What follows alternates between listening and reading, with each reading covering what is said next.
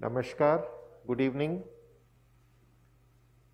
आज हम यहाँ पर इसलिए एकत्रित हुए हैं और अभी भी मैं देख रहा हूँ कि काफ़ी हद तक सोशल डिस्टेंसिंग है, पूरा ऑडिटोरियम खचाखच नहीं भरा हुआ है।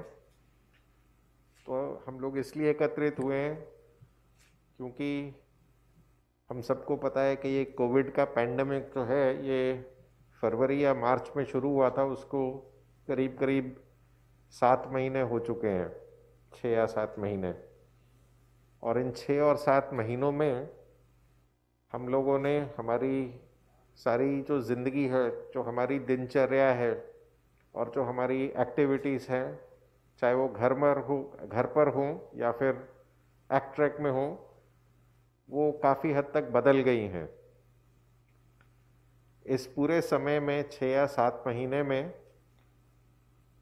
आप सबको बहुत संघर्ष करना पड़ा है, तरह तरह का संघर्ष। लॉकडाउन की वजह से अपनी परेशानियां हैं थीं, अब तो खैर लॉकडाउन काफ़ी हद तक ख़त्म ही हो गया है। और उसके साथ साथ हमारा जो इंस्टीट्यूशन है वो ऐसी संस्था नहीं है जिसको हम ताला लगा के ये बोल दें कि उसका लॉकडाउन हो गया और अभी जब हम 3 महीने के बाद खोलेंगे। हमारा इंस्टीट्यूशन एक अस्पताल है जिसको 24 घंटे 7 दिन और हर दिन खुला रखना पड़ा हमें। और मैंने और डॉक्टर प्रसन्ना और डॉक्टर नवीन खत्री ने हम लोगों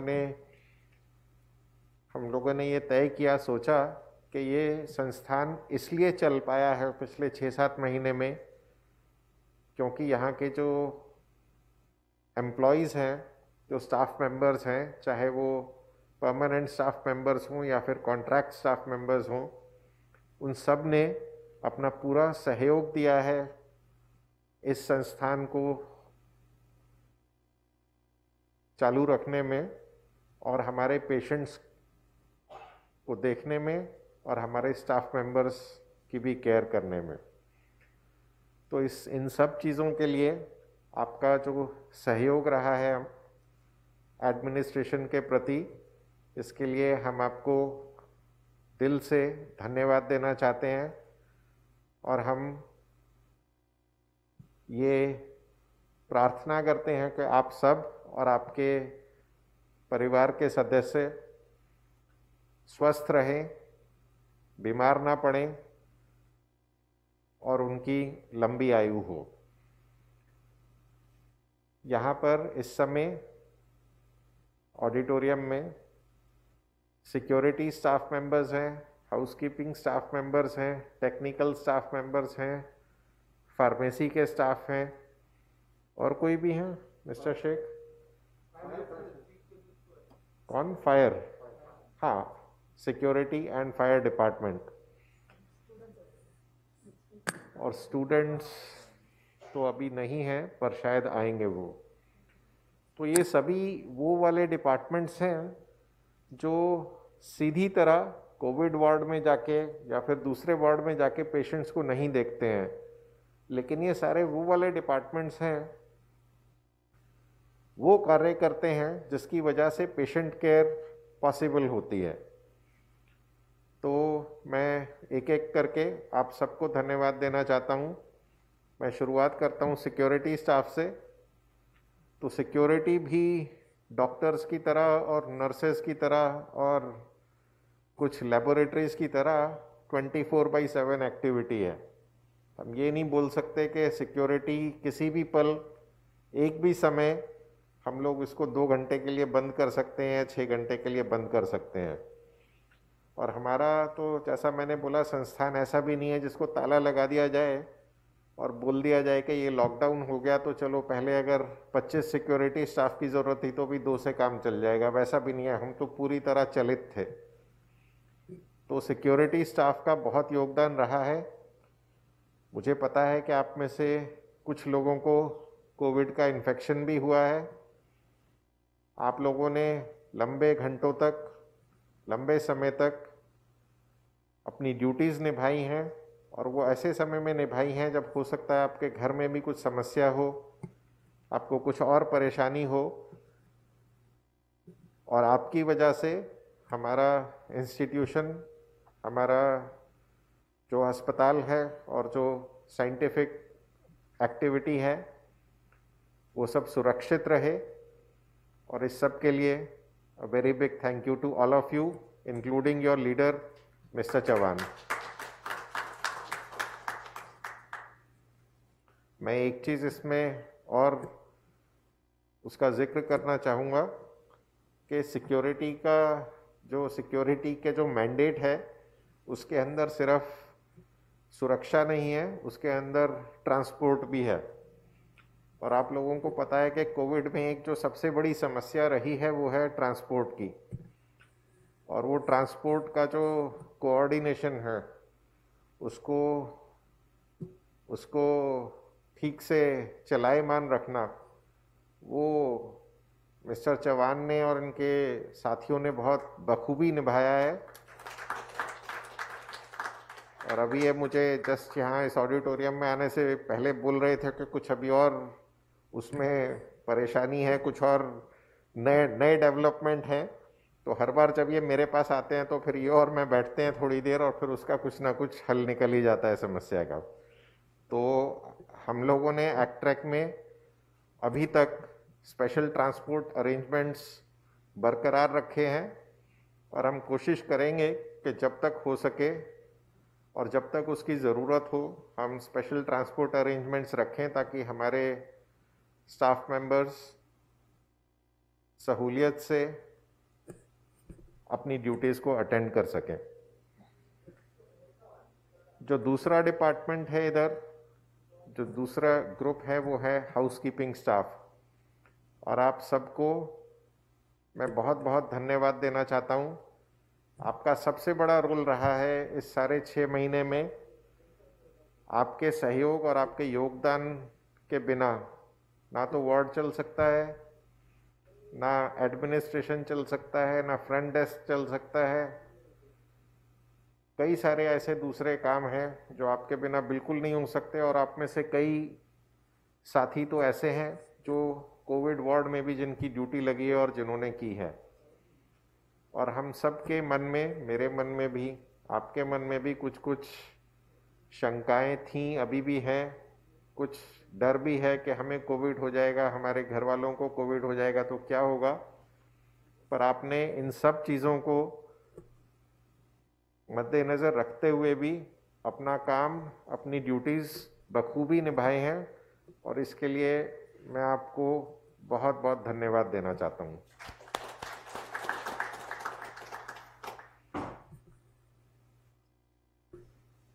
जो यहाँ पर तीसरे ग्रुप के सदस्य हैं वो हैं टेक्निकल स्टाफ, और जो टेक्निकल स्टाफ हैं उनका बहुत बड़ा योगदान रहा है। और मैं ये सिर्फ बोलने के लिए नहीं बोल रहा, क्योंकि अभी मैं बिल्कुल भी एक डॉक्टर की तरह नहीं बोल रहा, मैं एक संस्थान के एडमिनिस्ट्रेटर की तरफ से बोल रहा हूँ। और मुझे पता है कि सिर्फ मेडिकल स्टाफ, डॉक्टर्स, नर्सेज, सिर्फ उनका योगदान तो है ही, और उनका योगदान बहुत अहम है, लेकिन सिर्फ उनके कार्य से अस्पताल नहीं चल सकता। हमारी लैबोरेटरीज जो हैं वो चलती हैं, हमारी रेडियोलॉजी डिपार्टमेंट्स चलते हैं, हमारे दूसरे कई सारे ऐसे कार्य हैं जिसमें टेक्निकल स्टाफ का बहुत बड़ा योगदान रहा है। अभी इससे जस्ट पहले कुछ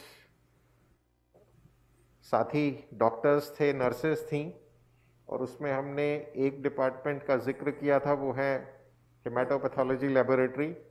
उनकी तरह कई सारे दूसरे टेक्निकल स्टाफ हैं, रेडियोलॉजी में, इंटरवेंशनल रेडियोलॉजी में, जनरल एडमिनिस्ट्रेशन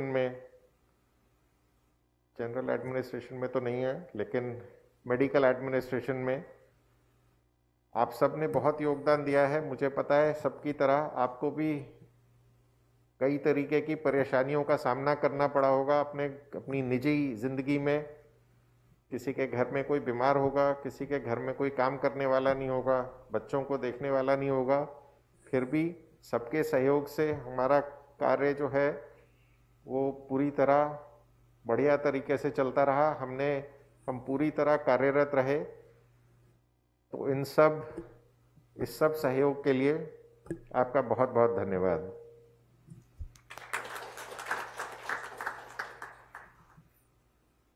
इसी तरह से फार्मेसी भी एक तरीके का 24/7 एक्टिविटी है, क्योंकि अगर दवाई नहीं होगी तो पेशेंट का इलाज ही नहीं हो सकता, और अगर कई सारे और मटेरियल्स होते हैं तो फार्मेसी के साथियों का भी बहुत योगदान है।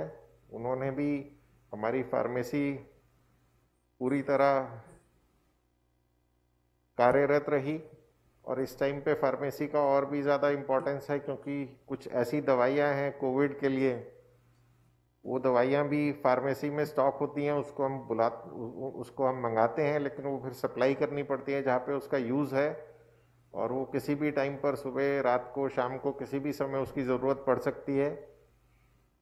उसी तरह से ब्लड बैंक, उसका भी बहुत बड़ा योगदान है, क्योंकि ब्लड की ज़रूरत कोविड में भी पड़ती है और कैंसर में तो पड़ती ही पड़ती है। और ये पिछले 6 महीने में कुछ ऐसी परिस्थितियां बनी जिनके चलते ब्लड डोनेशन भी काफ़ी चैलेंजिंग हो गया, डोनर्स भी कम हो गए, ब्लड की ज़रूरत जितनी थी उतनी मात्रा में ब्लड और प्लेटलेट्स भी इतने अवेलेबल नहीं थे। पर सबके सहयोग से ये वाले चैलेंजेस को भी हमने ओवरकम किया, और हम अपने अस्पताल को चला पाए। तो फार्मेसी और ब्लड बैंक के साथियों को भी बहुत बहुत धन्यवाद। मैं अंत में ये कहना चाहूँगा कि कोविड एक ऐसी विपदा है जिसकी आशंका किसी को भी नहीं थी। मुझे पता है कि आप में से कई लोग इससे ग्रसित भी हो चुके हैं। भगवान की कृपा से हमारे जितने एम्प्लॉयज़ हैं उसमें ज़्यादातर, ऑलमोस्ट सभी ठीक होके यहाँ से गए, और हम उम्मीद करते हैं कि आगे आने वाले समय में भी हम पूरी तरह सक्षम रहेंगे अपने एम्प्लॉयज़ की हेल्थ को देखने के लिए। हमने एडमिनिस्ट्रेशन की तरफ से ये कोविड पैंडेमिक के शुरुआत के टाइम पर एक निर्णय लिया था कि इस टाइम पर हम ये नहीं देखेंगे कि CHSS का कौन सा अस्पताल है। आप सबको पता है कि जो CHSS के अस्पताल थे वो भी, उनमें भी कुछ पता नहीं था कि कोविड के मरीज को कहाँ पर भर्ती करना है, और जो लोग कॉन्ट्रैक्ट पर हैं उनके तो CHSS फैसिलिटी है ही नहीं। तो हमने एक निर्णय लिया था कि हम एक्ट्रैक के अंदर अपनी खुद की कोविड फैसिलिटी बनाएंगे, और टाटा प्रोजेक्ट्स की मदद से अब हमारे पास एक ऐसी कोविड फैसिलिटी है जिसमें हम सक्षम हैं एटलीस्ट अपने खुद के स्टाफ मेंबर्स की देखभाल करने के लिए। तो हम उम्मीद करते हैं कि, पहली तो मेरी उम्मीद ये है कि आप सब स्वस्थ रहें, जिसको अभी तक कोविड नहीं हुआ उसको हो ही ना, और ये कोविड का पैंडेमिक ख़त्म हो जाए, वैक्सीन आ जाए 1-2 महीने में या 3 महीने में, तो कोविड हो ही ना। अगर कोविड हो भी गया तो ये हमारा आश्वासन है कि हम यहाँ पर हैं आपकी देखभाल करने के लिए, और हम उम्मीद करते हैं कि हर कोई स्वस्थ रहेगा और अपना जीवन मंगल और कुशल से व्यतीत कर सकेगा। अभी ये कोविड का पैंडेमिक, इसका अंत नहीं हुआ है। अभी के अनुमान के हिसाब से अगर कोविड की वैक्सीन, सिर्फ कोविड की वैक्सीन नहीं, एक कोविड की इफेक्टिव वैक्सीन, अगर वो अगले 2-3 महीने में नहीं आई तो ऐसा लगता है कि कम से कम 6 महीने या 8 महीने और चल सकता है ये कोविड का पैंडेमिक। तो हम सबको सतर्क रहना है, मुझे पता है मुझे भी बड़ी तकलीफ होती है ये मास्क पहनने में, लेकिन मास्क पहनने और सोशल डिस्टेंसिंग को मेंटेन करने के अलावा और कोई ऑप्शन भी नहीं है। तो मैं आप सबसे ये रिक्वेस्ट करूंगा कि अभी तक जैसे आपने सतर्कता बरती है, जैसे आप अपना ख्याल रखा है, दूसरों का ख्याल रखा है, कृपया करके आगे आने वाले हफ्तों में और महीनों में भी पूरी सावधानियां बरतें।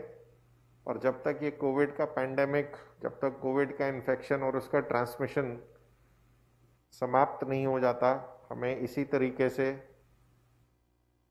अपनी और दूसरों की देखभाल करनी है। आप सबको बहुत बहुत धन्यवाद। मैं आप सबकी के स्वास्थ्य के लिए, आपके परिवार के सदस्यों के स्वास्थ्य के लिए आप सबको शुभकामनाएं देता हूँ। धन्यवाद।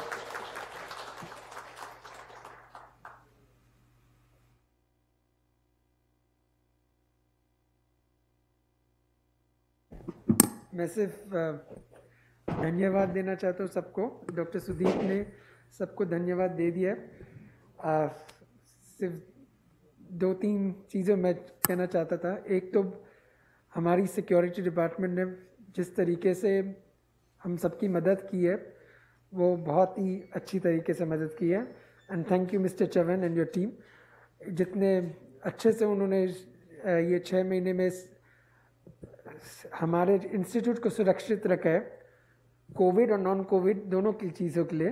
वो बहुत अच्छे हैं। सिक्योरिटी स्टाफ को तो हमने इतनी बार कॉल किया है कि यहाँ से ये किट ले आओ, वहाँ से वो किट ले आओ, ये ले आओ, वो ले आओ, और उनके ड्राइवर्स के साथ जो मदद मिली है उसके कारण ही यही है कि हम सब लोगों का इलाज कर पाए। House keeping staff under Sachin,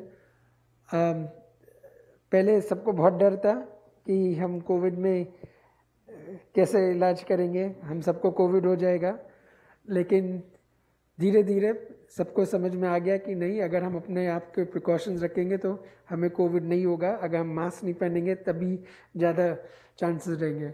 और जिस तरीके से हाउस कीपिंग स्टाफ ने सब चीज़ का ध्यान रखा है, एक एक वार्ड में, not only in the Covid ward लेकिन और भी जितने वार्ड्स हैं, क्योंकि हमने कैंसर का ट्रीटमेंट कभी बंद ही नहीं किया था। Thank you very much for the housekeeping staff. उनके बिना तो मुझे नहीं लगता कि यह हॉस्पिटल चल सकता था। और सबसे ज़्यादा डर हमें इसी था कि क्योंकि हाउस कीपिंग स्टाफ जब घर जाएंगे, अगर उनके घर में उनके और लोगों को हो जाएगा तब हम लोग को भी बहुत ख़राब लगेगा कि हमारे इंस्टीट्यूट के कारण उनके परिवार वालों को भी हो सकता है। लेकिन ऐसा नहीं हुआ। जो भी हाउस कीपिंग स्टाफ को कोविड हुआ है उनका भी इलाज टचवुड हो गया और सब सुरक्षित हैं। फिर टेक्नीशियंस जो है वो तो बहुत लेबोरेटरी और रेडियोलॉजी और रेडियोथेरेपी, मिश्रा जी भी डरते थे अंदर जाने के लिए रेडियोलॉजी डिपार्टमेंट से एक्सरे करने के लिए, मिश्रा जी फिर जब उनको कोविड हो गया उनका डर चला गया,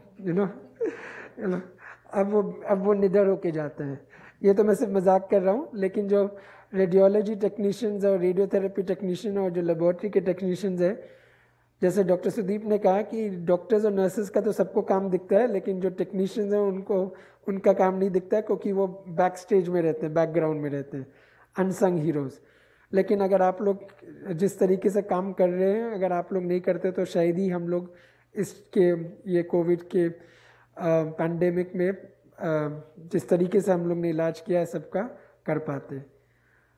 सबसे खुशी की बात यह है कि हमारा जो कोविड का वार्ड है वो अब काफ़ी बड़ा है, और अगर किसी भी हमारे स्टाफ को कोई तकलीफ़ है तो उसको हम तुरंत एडमिट कर सकते हैं। ये पहले नहीं था। पहले जो हमारा ग्राउंड फ्लोर में वार्ड था वो सिर्फ 10 बेड का था। उस समय हम लोग को भी ख़राब लगता था कि हम अभी क्या करें अपने स्टाफ और पेशेंट्स का, लेकिन अब ऐसी प्रॉब्लम नहीं है। इसका मानना ये नहीं है कि हम अपना मास्क पहनना बंद कर दें ताकि क्योंकि हमारे पास बहुत सारे बेड्स हैं, ऐसा नहीं है। लेकिन इसका मतलब ये है कि अब हम सुरक्षित हैं कि हम सब अपने मरीज़ों और अपने स्टाफ की देखभाल ठीक से कर सकते हैं। और इसका सबसे अच्छा उदाहरण है जब मैं आरिफ को गोल्फ कार्ट चलाते हुए देखता हूँ। जिस तरीके से, जिस हालत में वो आया था और अब जब उसने ड्यूटी ज्वाइन किया है, वो गोल्फ कार्ट चलाता है स्टाइल से, तो मुझे लगता है कि कितना अच्छा लगता है उसको देखकर। और ये आप लोग को भी लगेगा जिसने उसको बड़े नज़दीक से देखा था कि उसकी हालत कितनी ख़राब थी। तो ये खुशी इसलिए है क्योंकि अब हमारे पास बड़ा वार्ड है और हम सबका ट्रीटमेंट कर सकते हैं, और डॉक्टर भट्ट सब इंश्योर करते हैं कि सब कॉन्ट्रैक्ट स्टाफ और परमानेंट स्टाफ सबको वैसे ही ट्रीटमेंट मिला जैसे और मरीज़ों को भी मिल रहा है। So thank you very much everyone. CSSD वाले भी हैं, thanks for all the help in the last 6 months। और आप लोग के कारण ही है जिस तरीके से हम लोग इस कोविड पैंडेमिक से we are able to fight it and do well. Thank you very much.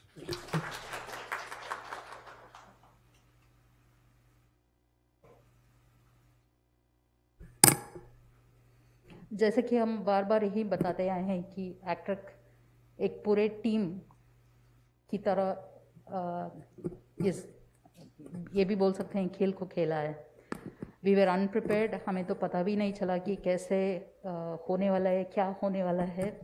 और मैं बहुत डॉक्टर सुदीप और नवीन को यही पूछती रही कि आप लोग एक कैंसर स्पेशलिस्ट हो और कोविड को कैसे ट्रीट करते हो। तो उन्होंने मुझे समझाया कि जैसे कि इन्फेक्शन है वो भी, और कैंसर पेशेंट्स को इन्फेक्शन आता है जैसे ट्रीट करते हैं वैसे उनको ऑलरेडी एक्सपीरियंस है, but that is easy to say. एक तो ये लोग निडर होके काम कर रहे थे, वैसे भी सारे टीम जिनको भी पहले थोड़ा बहुत शक था कि हम करने से, मदद करने से कुछ प्रॉब्लम हो जाएगा, काम करने से प्रॉब्लम हो जाएगा, लेकिन वो सब इनको देखे ही उनसे बाद से ही सब डर चला गया। And everybody has put in a lot of hard work. And security को मैं क्या बोलूँ, मिस्टर चौहान को मैं फ़ोन करती थी, CRI स्टाफ यहाँ पे खड़े हैं, आपने पिकअप कर लिया है क्या, इनके लिए बस है क्या, उनके लिए बस है क्या, तंग करती थी मैं। And he has made sure all the staff could come transport well and reached on time, and he and his team has been very helpful to us. Thank you sir. And housekeeping को तो मैं क्या बताऊँ, last time याद है जब ये monsoon आया था तब पूरे स्टॉर्म ड्रेनेज ब्लॉक हो गए थे। हमने बहुत सारा उनसे बात की, और नवीन जैसे कि उसका स्टाइल है डांट दिया जा कि ऐसा नहीं होना चाहिए, वैसा नहीं होना चाहिए। और हमारा एक इंजीनियरिंग का ग्रुप है, you must see now Sachin के मैसेज देखते वक्त, वो जब बारिश आया और फ्लड आया, he will say this storm line is clean, this storm line is clean. इतना प्रोएक्टिव हो गया अभी कि वो उसका सब अच्छी तरह देखभाल करते हैं। वो ये एक एग्जाम्पल है। जैसे दोनों ने बताया हाउसकीपिंग के सिवा तो ये कोविड का हैंडलिंग हो ही नहीं सकता है, leave alone the rest of the things. Thank you very much. I think you are probably the best of the unsung heroes, I would say. Thank you very much. And ये बात भी है कि आप कॉन्ट्रैक्ट स्टाफ बहुत हैं आपके पास, उनको सबको साथ में रखे ये काम करना इतना मुश्किल नहीं है, आई मीन इतना आसान नहीं है। सो इसलिए thank you very much from the bottom of my heart to all the housekeeping staff on that, and all the rest, the technical staff who have put in a great help, and the pharmacist. We used to have our MMC meeting and they'll say patients के लिए दवाई देने के लिए पैसा नहीं है, पैसा लेके आना है, कैसे भी तो पैसा लेके आना है। एंड बीच में से मेरे जब कभी मैं CRI के बारे में कुछ पैसे के लिए पूछने जाऊँ, जब निखिल और ये बोलेंगे कि पेशेंट्स के लिए पैसा नहीं है मेडिसिन देने के लिए, मैं चुप। और इतने क्राइसिस में what is commendable is that not only एक कैंसर के लिए भी मेडिसिन, बट अभी कोविड के लिए भी medicine, and they have given the best of treatment to everybody. So that I think is commendable. I don't think any other government institute can work at this commitment. So I'm grateful to all of you. Thank you very much from the bottom of my heart. And let all your family with the blessings of God remain safe and healthy. And one last thing, the students who are here, you should wait because your session is in the next one, okay? Don't go away. So we have special thanks to you as well. Thank you very much.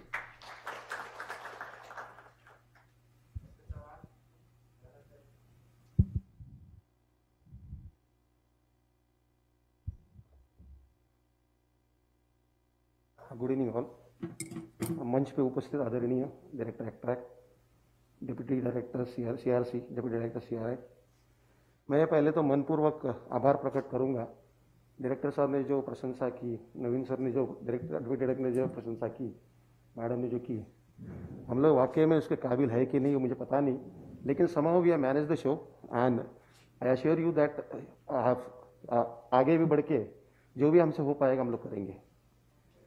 मुझे एक वाकया याद है, जब पहला Covid patient shift करना था NSCI में, और उस टाइम पे हमारे यहाँ पे उतनी सुविधाएं नहीं थी। डायरेक्टर अट्रैक्ट ने मुझे बताया कि एम्बुलेंस में पेशेंट शिफ्ट करना है और आपके एम्बुलेंस रेडी रखो। उस टाइम हमारे कुछ ड्राइवर्स थोड़े सस्पिशियस में थे कि सर अगर लेके जाते हैं हमको कुछ हो जाएगा तो हमारा ख्याल कौन रखेगा। और मैं उस टाइम पे फिर प्रशंसा करूँगा डायरेक्टर अट्रैक्ट की। उन्होंने मुझे एक ही बात बताया, चौहान मैं ड्राइविंग कर सकता हूँ, मैं बैठता हूँ, हम लोग साथ में जाएंगे। ये था डायरेक्टर अट्रैक्ट का उस टाइम का। तो मेरे मन में भी ये आया, सर बोला आप आने की ज़रूरत नहीं सर, ड्राइविंग तो मैं भी कर लेता हूँ। और यू वोंट बिलीव, मैंने उनको ये आश्वासन दिया, सर कोई लेके नहीं जाएगा, आप साथ में चलिए, मैं ड्राइविंग करता हूँ। और उसके बाद हम लोग ने मैंने ये टेस्ट, एम्बुलेंस का टेस्ट मैंने मेरे कैंपस में लिया। इसके वजह से लिया कि मेरे ड्राइवर को पता चले कि अगर वो आ नहीं पाएंगे तो हम लोग मैनेज कर लेंगे। उसके बाद से जो ड्राइवर लोग ने कभी भी कोई चीज़ के लिए मना नहीं की। सिक्योरिटी स्टाफ कमेंडेबल जॉब तो करता ही है, नो डाउट। फायर सेक्शन को है, उनकी भी मैं सराहना करूँगा, धन्यवाद देना चाहूँगा उनको। बाकी जो स्टाफ है दे वर हैंड इन ग्लव्स। ऐसा नहीं है कि खाली सिक्योरिटी स्टाफ काम कर रहा था। मैंने देखा फार्मेसी के लोग भी जो मटेरियल लेके आ रहे थे, तो उस टाइम पे आते थे, गाड़ियाँ मांगते थे, हम लोग गाड़ी देते थे उस टाइम पे, और वो सामान आ जाता था। नवीन सर के बारे में तो ये बोलूँगा कि नवीन सर तो मेरे ख्याल से 24/7 अवेलेबल रहते हैं। जब भी फ़ोन करें तो मैं ऑफिस में हूँ। सैटरडे संडे भी हम लोग अगर सोचे भी कि आधा घंटा झपकी ले लें, नवीन सर का फ़ोन आएगा, चौहान गाड़ी भेजनी है, गाड़ी तैयार रखो। और मैंने कहीं मना नहीं किया वो चीज़ के लिए, क्योंकि क्या है, ये हमारी ये टीम एफर्ट है, उसी के वजह से हम लोग यहाँ सक्सेसफुली निकल पाए हैं, आगे भी निकल पाएंगे। तो मैं सभी स्टाफ को security section, fire section, transport की तरफ से धन्यवाद देना चाहूँगा। और धन्यवाद देना चाहूँगा director attract, deputy director CRI, deputy director CRC act के लिए। धन्यवाद।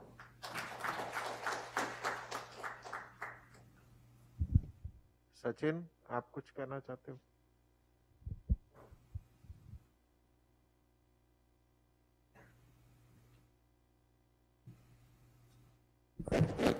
हॅलो, सगळ्यांना माझा नमस्कार। इथे उपस्थित असलेले सगळे housekeeping staff, technician, security, deputy director, director आणि डेप्युटी डायरेक्टर CRC या सगळ्यांना नमस्कार करतो। कोविड वॉर्ड जेव्हा स्टार्ट झाला तेव्हा आपले हाऊसकीपिंगचे बरेचसे टीमची मुलं पाठी फटत होते। सगळ्यांच्या डोक्यात शंका होत्या, प्रश्न होते की हा आपण काम कसं करायचं, आपल्याकडनं होईल का, नाही होईल। परंतु जेव्हा deputy director CRC, director actor सरांनी मीटिंग घेतली, आपल्या सगळ्यांचं शंकाचं निरसन केलं, तेव्हा आपल्या हाऊसकीपिंगचे सगळे स्टाफ मनापासून काम करत होते। सर, मेरे बहुत से स्टाफ ने मॉर्निंग करके, सेकंड करके, नाइट शिफ्ट भी की है। कभी बोला नहीं सर हम लोग इतना ड्यूटी करेंगे, हमें क्या होगा, हमारे फैमिली मेम्बर को क्या होगा, बट उन्होंने स्टॉप किया। सेकंड, हमारा प्री मानसून का भी चल रहा था। प्री मानसून में हमारे स्टाफ 24/7 ड्यूटी करते थे। All storm waters were clear, जब भी चाहिए थे नाइट शिफ्ट में, मॉर्निंग शिफ्ट में, जब भी चाहिए काम करते थे, कभी उन्होंने मना नहीं किया। तो मैं सबका धन्यवाद देना चाहूँगा और आगे भी ऐसे ही काम करते रहेंगे, इसका मुझे सबका सपोर्ट मिलेगा। Thank you very much.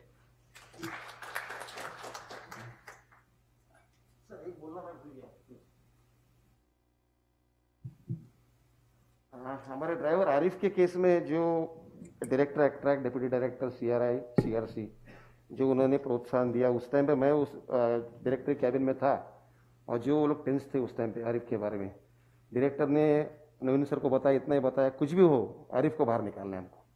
और जो टेंशन में थे वो लोग मैंने देखा है सामने से, और मेरे ख्याल से आरिफ जो निकला है इनके ही बदौलत बाहर निकल पाया वहाँ से।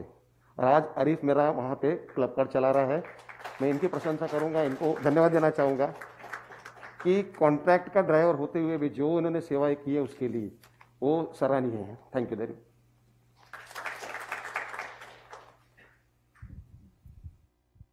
आप में से कोई भी अगर कुछ भी कहना चाहते हैं तो आइए प्लीज, कोई भी। हाँ आइए।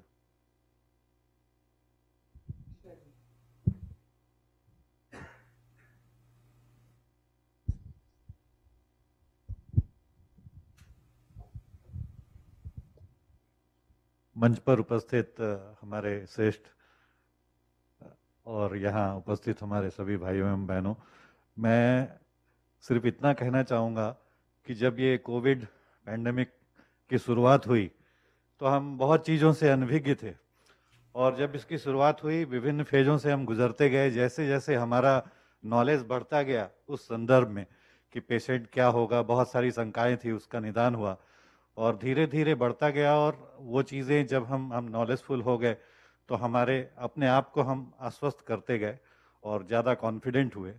और जब फाइनली हमारे जैसे लोग या हमारे बहुत सारे मित्र, मैं भी कोविड से ग्रसित हुआ और वार्ड में गया, तो मुझे अपने बीमारी की चिंता कम थी। मैं सिर्फ 8 दिन सिर्फ ये देखता रहा, निरीक्षण करता रहा कि कितने बारीकी से और कितनी मतलब कुशलता पूर्वक वहाँ हमारे सिस्टर्स, हमारे डॉक्टर्स, और जब डॉक्टर्स हमारे पास आते थे तो पीठ पे हाथ रख के 20 मिनट बात करते थे, हमें 30 मिनट हमारे समय दिया जाता था। तो मुझे लगता था कि मैं कोई 2-4 साल का बच्चा हूँ, और इतनी आश्वस्तता महसूस होती थी। और जो वहाँ जो ट्रीटमेंट था और जितने कम समय में उस वार्ड को आप सबों के लीडरशिप में उसको स्थापित किया गया, और कितने बेहतरीन तरीके से कैंसर पेशेंट हों, चाहे हमारे स्टाफ जितने भी मेंबर्स हैं या जो भी कोविड ग्रसित लोग थे, उनको जो ट्रीटमेंट मिला, मैं समझता हूँ कि बहुत ही सराहनीय है। और सिर्फ सराहनीय नहीं है, मैंने उसको बहुत बारीकी से देखा कि इतना बेहतरीन ट्रीटमेंट मैं समझता हूँ कि पूरे हिंदुस्तान के किसी हॉस्पिटल में प्रोवाइड नहीं किया जा सकता। ये मेरा पर्सनल जो है एक्सपीरियंस है। तो बाकी आप लोगों ने सराहा है हमारे सभी काम को, हमारे सारे जितने भी सिक्योरिटी स्टाफ से लेकर जितने भी टेक्नीशियन स्टाफ हैं, जो भी मेम्बरान हैं यहाँ पे, मैं सभी टेक्नीशियन स्टाफ और यहाँ उपस्थित सभी लोगों की तरफ से मैं आप सबों का आभार प्रकट करता हूँ कि आप सब महान हैं, दैव तुल्य हैं, और बेशक हम एक दूसरे के पूरक हैं, साथ चलते रहेंगे। ऑलमोस्ट हम लोगों ने इस पैंडेमिक पर फतह कर ली है, और आगे 6-8 महीने क्या, हम पूरी ज़िंदगी आपके साथ हैं जब तक। और पेशेंट के लिए, खुद के लिए, जब हम खुद को आश्वस्त करेंगे तो डेफिनेटली हम पेशेंट को भी अपने बेहतरीन सेवाओं से आश्वस्त कर सकेंगे। धन्यवाद।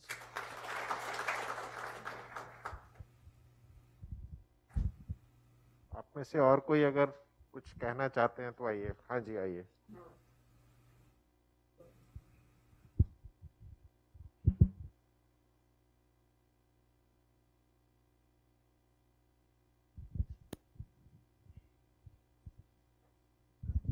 Hello sir. सर ये 23 को लॉकडाउन जस्ट स्टार्ट हो गया, तो फिर हमारा फार्मेसी में सर्जिकल स्टोर्स में हूँ, तो हमारा पूरा स्टॉक आउट हो, स्टॉक मीन्स वेंडर ने सीधा सप्लाई करने बंद कर दिया। तो नवीन सर, भट्ट सर ने मीटिंग लिया, हमको बोला हमें मटेरियल चाहिए, कैसा भी चाहिए आप, I don't know but you have to get everything. तो हमने सब जगह, तो वेंडर तो कोई सप्लाई नहीं कर रहा था, तो जब वेंडर सप्लाई नहीं कर रहा तो हमको जाके खरीद लेना पड़ा। सिक्योरिटी स्टाफ ने इतना हेल्प किया हमें कि ड्राइवर, वो लोग रेडी नहीं हो रहे थे, सब लोग पहले तो सब डर गए कि क्या है पता नहीं, गाड़ी में बैठेंगे पूरा मुंबई घूमेंगे। मैं जितना सर मुंबई घुमा नहीं हूँ 38 ईयर्स में, मैं वो 3 महीने में हर एक गली हर एक गली में घूम के आया हूँ, हर एक गली में घूम के, हर एक इंस्टीट्यूट, हर एक वेंडर का वैसा ही रहने दो, मुंबई पूरा घूम लिया, हर वेंडर के पास जाके प्राइवेट, मैं, निखिल, चौहान, हम लोग घूमते हुए, तो सब पूछते थे तुम क्यों जा रहे हो। मैं बोला अगर मैं नहीं जाऊंगा तो कोई और को जाना पड़ेगा। तो बोला तुम्हारा छोटा बच्चा है, तुम जाओगे। बोला नहीं। जब पीपीई किट का जरूरत हुआ 23, 24, 27 ऑफ मार्च में, रात के 12:30, 1 o'clock, यू नो ना sir, every day I was to stand there, vendor बोलते ले रहा हूँ, ला रहा हूँ, तो पीपीई किट नहीं था एक भी।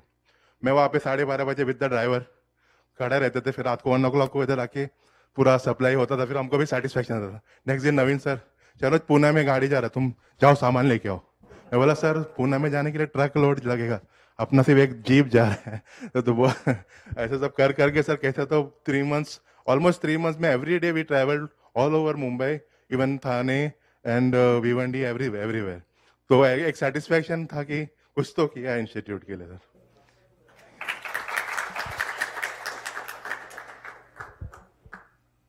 इनकी शनोज जी की कहानी सुन के और मिश्रा जी के जो उन्होंने जो कहा, मुझे लगता है कि आप सबको मैं एनकरेज करूंगा, कुछ लेख लिखिए हम अपने एक्सपीरियंसेस के बारे में इस पैंडेमिक के दौरान.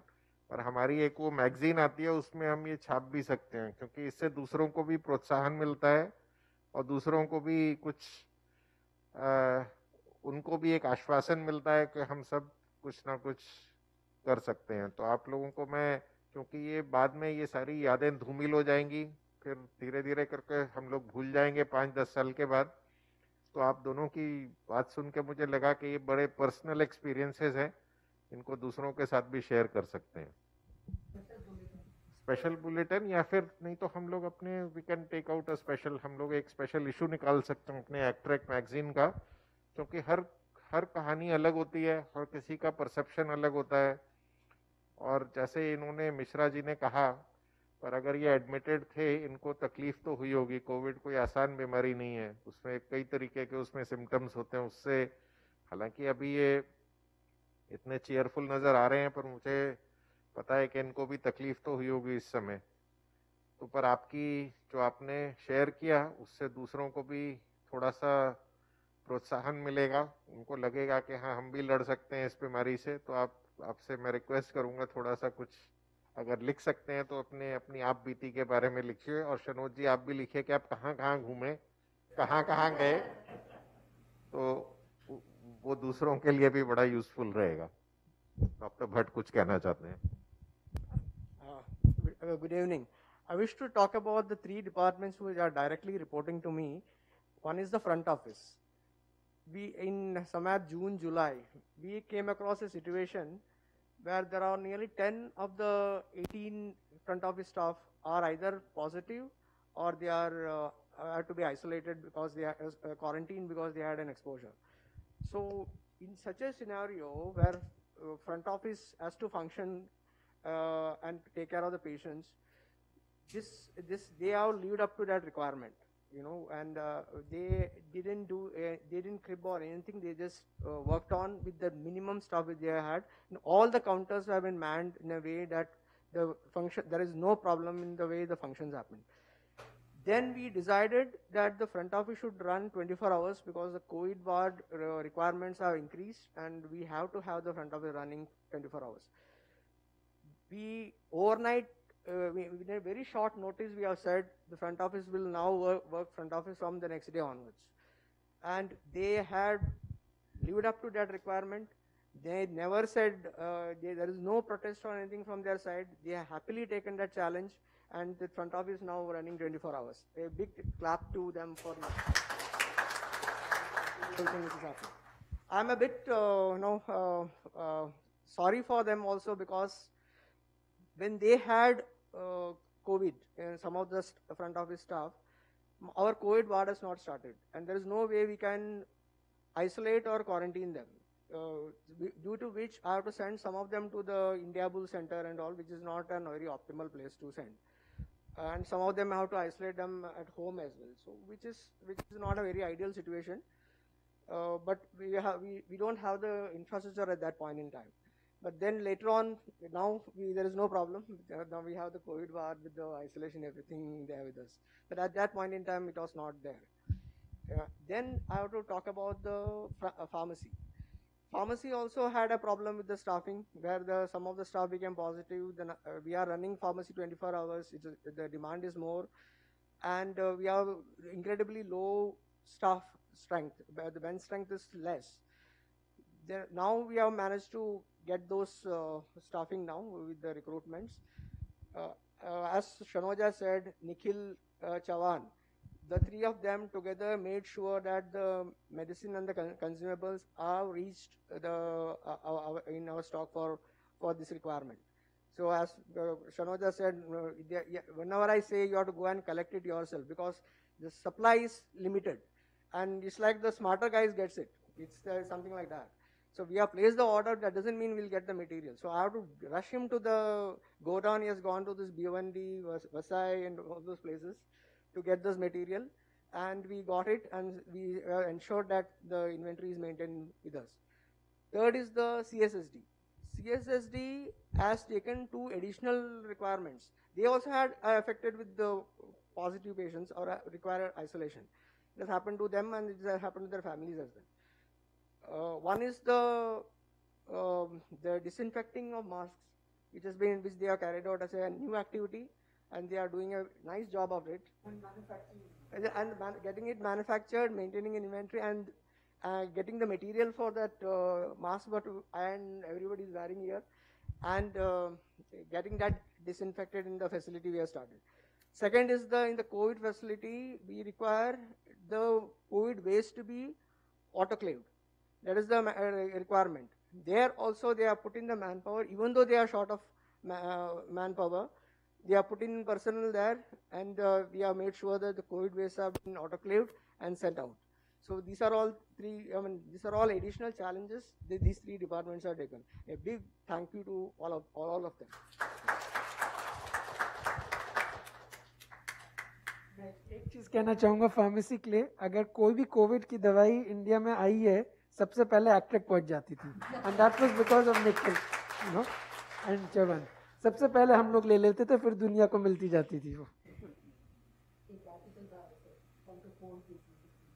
ये जो डॉक्टर भट्ट ने बताया, ये जो नीले रंग का मास्क है जो हम सब ने पहना हुआ है, ये सचिन जी हैं इधर? हाँ, ये देखिए, ये उन्होंने इसका इजाद किया। ये जो कपड़ा है ना, या मटेरियल है, ये स्टेराइल रैप है, इससे इंस्ट्रूमेंट्स को रैप करते हैं, और उसके अंदर जो मटेरियल है ये सब इनके CSST में काम में आता था, और इन्होंने ये मास्क बनाया। और इस मास्क को और इसके वेरिएशंस को हमने BRC में कम से कम 5, 6 या 7 बार टेस्ट किया है, और इसकी जो फिल्ट्रेशन कैपेसिटी है वो 93 या 94% है। जबकि जो सफ़ेद मास्क जो सो कॉल्ड N95 जो बाज़ार में मिलते हैं, हमने उनका भी टेस्ट किया, और हमेशा उनकी या तो 80% नहीं तो 70% या 60% ऐसे आती है। इसकी ये जो ब्लू वाला है, इसकी 93-94%। और ये तो अब एक दुनिया के मशहूर जर्नल में इसका आर्टिकल भी एक्सेप्ट हो चुका है। वो कब आ रहा है? आता होगा। और उसके जो पहले ऑथर हैं वो सचिन जी हैं, वही है ना पहले ऑथर? तो इनके लिए तालियां हो जाएं, क्योंकि इन्होंने बहुत बड़ा योगदान दिया है। और आप सबको एक और बात बता दूं, ये मास्क इतना बढ़िया है कि हम तो सब पहन ही रहे हैं, लेकिन अब हमें जो है regularly department of atomic energy को भी सप्लाई करना पड़ रहा है। वहाँ के जो सबसे सीनियर ऑफिसर हैं वो भी यही ब्लू मास्क ही पहन के घूम रहे हैं। तो बहुत। और डॉक्टर बड़वे हमारे जो डायरेक्टर TMC के हैं, वो भी सिर्फ ये ब्लू वाला ही मास्क पहनते हैं। DAE के जो सीनियर अफसरान हैं वो भी यही वाला मास्क पहनते हैं। तो ये हमारे एक्ट्रेक का ये बहुत बड़ा योगदान रहा है, और इसके लिए उन्होंने मेहनत भी बहुत की है एक्चुअली। तो बहुत बहुत धन्यवाद आपको। ये शायद मुझे लगता है पहली बार हुआ होगा कि एक जो साइंटिफिक आर्टिकल है, और वो इतना फेमस साइंटिफिक आर्टिकल, उसके ऊपर अभी आप जैसे ही वो पब्लिश होगा उसके बारे में आप शायद टाइम्स ऑफ इंडिया और भारत टाइम्स में भी पढ़ेंगे। उसके जो पहले और सबसे प्रिंसिपल ऑथर हैं वो सचिन जी हैं। तो हम आपसे और उम्मीद रखते हैं फ्यूचर में भी।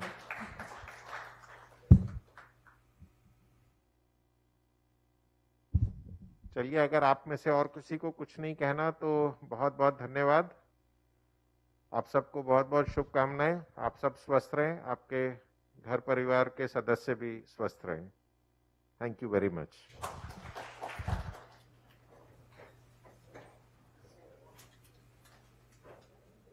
The PhD students stay there. You came a little early. And the coordinators and the front desk people. Front desk people. They come.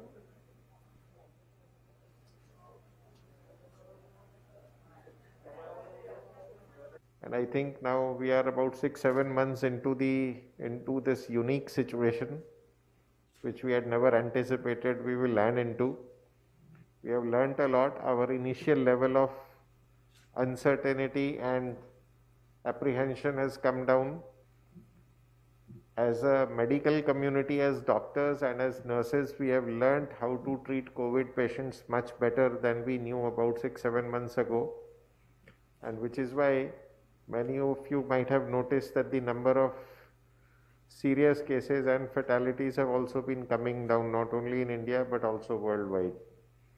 But along with that, it has been a difficult time for many different individuals and families, and many of you have contributed you have given of your time as well as of your effort towards our fight against COVID, and for that, on behalf of the administration of ACTREC and on my own behalf, I want to thank you all from the bottom of my heart, and I'm truly grateful to all of you.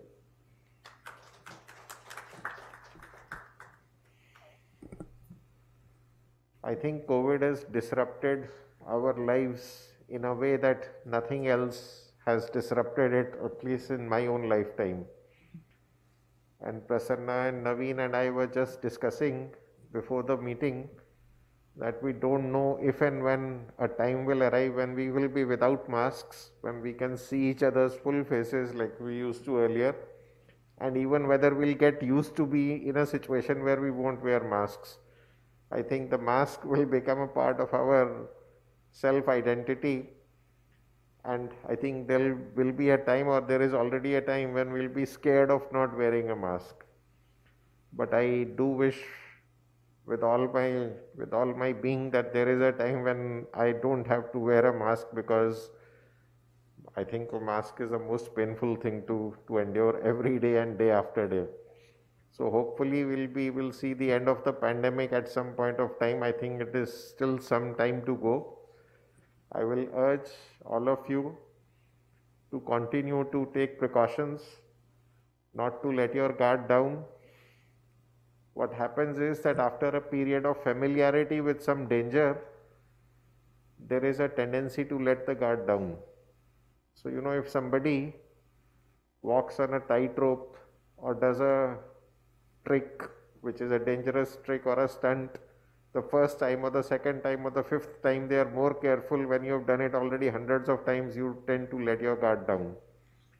Unfortunately, the nature of this virus is such that it does not distinguish whether you are a first timer or a 100th timer, and this virus has exceptionally high rates of transmission. So we have to continue to be on our alert, and we owe it not only to ourselves but our families, our friends, and those whom we communicate with. So please, I will request all of you, and please on my behalf, please convey this message to others as well, to continue to be alert and to continue to be vigilant about all the precautions that we have to take in order not to get infected. Some of you, I don't know, some of you may have already got the infection and overcome it. And we have realized, fortunately, also that in a good majority of individuals, COVID is not necessarily a very severe disease. It is relatively mild to moderate in most individuals, and if given the proper treatment, then almost all individuals are expected to come out of it. So the other message which I forgot to give in the previous congregation, which I should have, is not to sit at home if you have a symptom, but to report immediately, so that at least you can be monitored and if required, admitted. So once again, you have spared your valuable time. You have done something that was not your job. You have taken time out from your other schedule, and everybody thinks that COVID times have been relatively easy professionally. I don't think that's the case. A Zoom seminar or a Zoom class or whatever else you're doing takes much more time in COVID time than it used to earlier. So I think everybody has been very stressed out. Despite that, You have gone above and beyond the call of duty, for which we are very grateful to you. Thank you very much, and we expect that you will continue to cooperate with us in the times to come until all of us overcome this crisis. Thank you.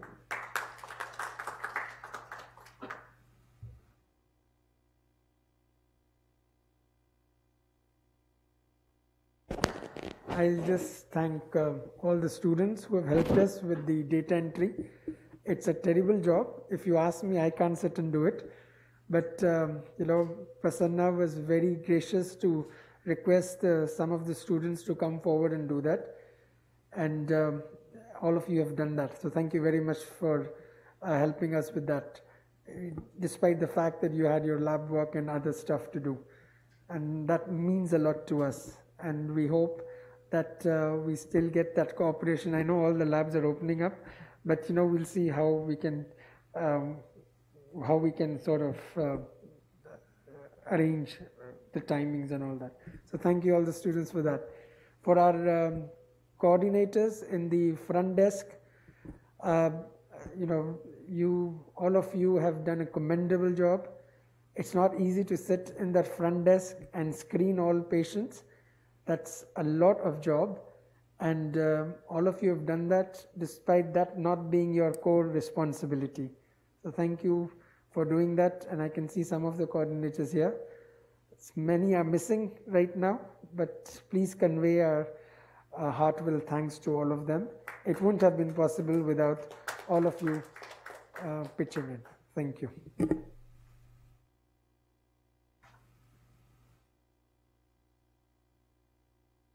So the overall message has been that we have come together as a team, and each and everyone deserves heartfelt thanks to having kept the community the way it is.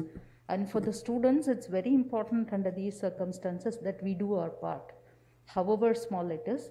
Many of you, before I had to take out the circular, most of you sitting here are done voluntarily, help both at TMC in terms of PCR screening and data entry. And some of you also have done work in the lab leading to some diagnostic kits. So it is really commendable that you took out valuable time.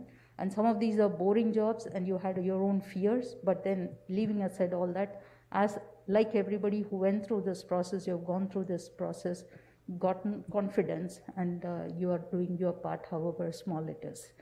It's important, and that is when you realize that you are part of a society. You have a role to play in the society, and we should always remember that. We should continue to support the efforts at ACTRAC to take care of the COVID patients. Thank you for whoever has done their own work in the lab, leaving the regular PhD work, but they have contributed to COVID-related diagnostic research, both at the level of Raman and at the level of PCR, and those who have tried to create virtual cell biology meeting like in Dibendu's lab, and those who have also contributed to data entry and PCR screening. Thank you very much. And now, after some of your feedback, we have put the computers in the library, so you don't have to go to CCE. You can do it here, and I expect the continuous support from the student in this regard. Thank you very much. If any of you want to say something, then please feel free to do so. Is Souvik here? Anybody? Yeah, you want the other interesting experience from TMC that you told me. I also asked him to write it up.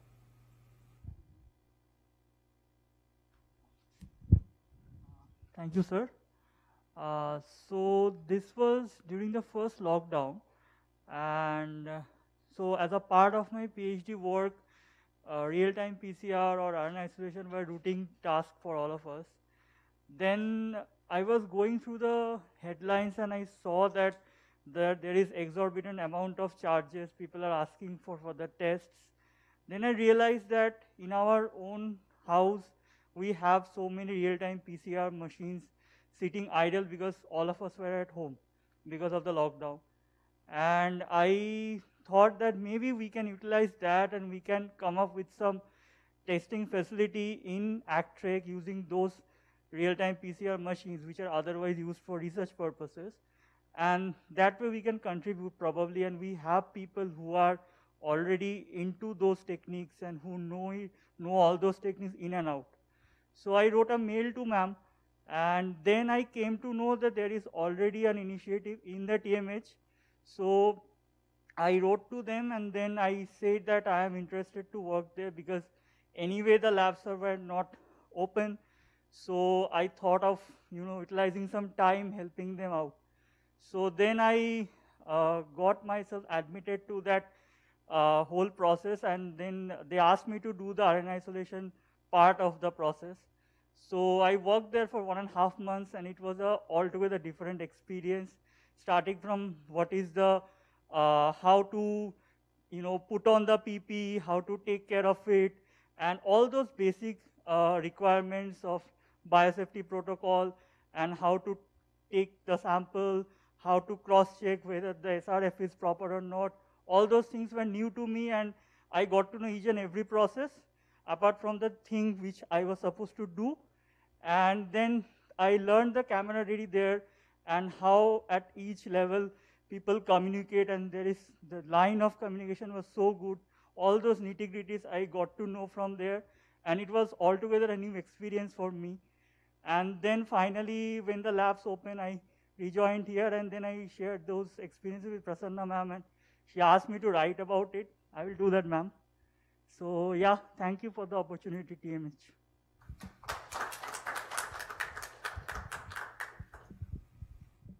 Anybody else wants to make any comment? Okay, if not, then thank you very much, and we wish good health both to you and your families. Thank you very much.